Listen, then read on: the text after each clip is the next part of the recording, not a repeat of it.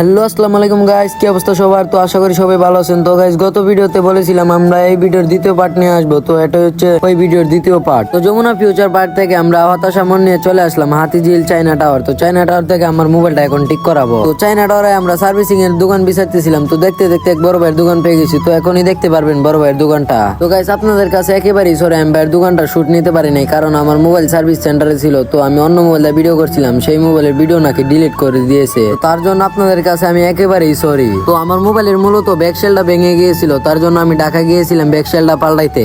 তারপর এইদিকে ভাই আমার মোবাইল ঠিক করতেছিল আর আমার ডর করতেছিল, কারণ ভাই আমার মোবাইলের উদুরি বাছুরি যা আছে সব বাইর করে লাইতেছিল। তারপর ভাই আমার বলতেছিল, তুমি যে ভিডিও করতেছো তুমি কি ব্লগ ট্লগ বানো নাকি? আমি বলতেছিলাম হ্যাঁ ভাই আমি ব্লগ করি। তারপর ভাই বলতেছিল আমার দোকানটা নিয়ে একটি ভিডিও করে দাও। তারপর আমি বলতেছিলাম ভাই আপনার দোকানের লোকেশনটা আপনি বলে দেন। তো এখন দেখেন ভাই কি বলে।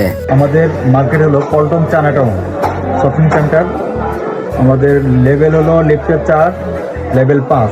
দোকানের নাম হলো স্মার্ট মোবাইল 5/21, 5/21। তো ভাই লোকেশন বলে দেওয়ার পর ভাইয়ের দোকানের কার্ডটা ভাই দেখাইতেছিল।